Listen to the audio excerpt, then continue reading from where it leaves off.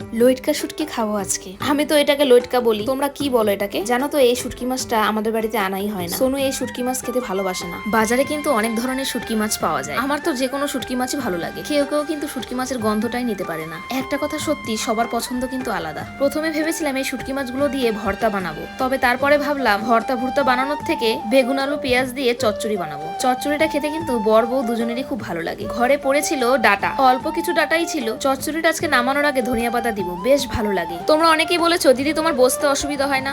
অবশ্যই হয়, তবে একটা কথা কি, বসে কাজ করতে অসুবিধা হয় না, বসতে আর উঠতে কিন্তু অসুবিধা হয়। সকালে কিন্তু আমি আগাগোড়াই দুধ বিস্কুট ডিম সিদ্ধ দুধ মুড়ি এগুলোই খেয়ে থাকি। আমি শুরু থেকে কিন্তু ড্রাই ফ্রুট সবসময় ভিজানোটাই খেতাম। সত্যি কথা বলতে আমার না ওইভাবে খেলে গা গুলোতো, এমন অনেক সময় হয়েছে বমিও হয়ে যেত। এই কারণে এগুলো এখন দুধের সাথে পেস্ট করে খাই। সঙ্গে আমি এর মধ্যে একটা কলা দিয়ে দিই। এটা খেয়ে আমার পেট কিন্তু অনেকক্ষণ ভরা থাকে। যেহেতু আমি আগের থেকে ঘুম থেকে একটু দেরিতে উঠি, ঠিক এই কারণে সকালের ব্রেকফাস্ট করতে আমার একটু দেরি হয়। আজকে আমার প্রয়োজনীয় একটা পার্সেল এসেছে, যে জিনিসটা আমার খুবই দরকার ছিল। আসলে আমার রুটি বানানোর তাওয়াটা ভেঙে গিয়েছে, এই কারণে নতুন একজন সদস্যকে অ্যাড করলাম। নন স্টিকের একটা তাওয়া নিয়েছি, এই তাওয়াতে নাকি রুটি খুব ভালোই হবে। এমনিতে আমার বানানোর রুটিগুলো কিন্তু বেশ ভালোই হয়। লইটকা শুটকিগুলো আমি একটু কেটে কেটে নিব। আমি কিন্তু ছোট ছোট পিস করে নিই, তারপরে জলে সেদ্ধ করি। জানি না তোমরা এটা কে কিভাবে রান্না করো, তবে ওই যে আগেই বলে দিয়েছি প্রত্যেকটা মানুষের রান্নার ধরন কিন্তু আলাদা আলাদা। আমি যে বসে বসে মাছগুলো কাটছি আমার কিন্তু তেমন সমস্যা হচ্ছে না। যখনই আমি এখান থেকে উঠবো তখনই কিন্তু আমার সমস্যাটা হবে।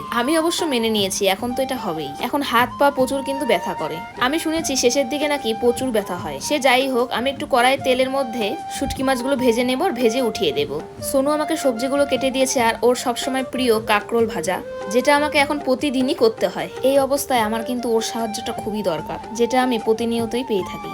বাড়ির সামনে প্রতিদিন চলে আসে আখের রস, কোনোদিন খেতে পারি কোনোদিন খেতে পারি না। আর তোমরা তো জানোই যে আখের রস খাওয়া কতটা ভালো। সোনু কিন্তু খুব সুন্দর কাটিং করে। এইগুলো আমি কেটেছি, তোমরা বললেও বিশ্বাস করবে না। আমরা সবাই কিন্তু করলা ভাজা খেতে খুব ভালোবাসি। করলা ভাজা আর কাঁকরোল ভাজা আমাদের বাড়িতে প্রতিদিন হবেই। কাঁকরোলের সিজন থাকা অবধি কাঁকরোল ভাজাটা কিন্তু প্রতিনিয়তই হবে। আজকে কিন্তু আমি খুব সাধারণ রান্নাই করছি, আর আমাদের বাড়িতে সাধারণভাবেই রান্নাগুলোই হয়, যাকে বলে ঘরোয়া রান্না। টমেটো দিয়ে ডাল খেতে আমার আগাগোড়াই ভালো লাগে, তাই মুসুরির ডাল টমেটো দিয়ে করছি। লইটকা শুটকিতে যে চচ্চড়ি বানিয়েছি খুব সুন্দর লাগছে দেখতে, কিন্তু নামানোর আগে আমি একটু ধনিয়া পাতা দিলাম। ডালেও কিন্তু ধনিয়া পাতা দেবো। আমাদের বাড়ির 2 সদস্য রয়েছে, তোমরা তো জানোই। আমি ওদেরকে কিন্তু পুষি 2 বছর হলো। হ্যাঁ, পুষির কিন্তু 2 বছর হতে চললো। চিঙ্কির বেশি দিন হয়নি, 3 মাস। তবে যাই বলো না কেন, এদেরকে কিন্তু আমি আমার থেকে বেশি ভালোবাসি। এদের নিয়ে অনেক মানুষের সাথে আমার সম্পর্ক খারাপ হয়েছে, তাতে আমার কোনো যায় আসে না। তোমরা যারা পশু পোষো তারা হয়তো জানো কিছু কিছু প্রতিবেশীরা তাদের কতটা খারাপ চোখে দেখে। আমার সাথে তাদের কোনো ব্যক্তিগত আক্রোশ নেই, তবে আমার পশুগুলোকে নিয়ে অনেক মাথা ব্যথা। আমি ওদের খাওয়াই, আমি ওদের পড়াই, আর ওরা এতটাই ভালো, ওরা কোথাও যায় না। পাড়ায় অনেক বেড়াল আছে, ওরা ছাড়া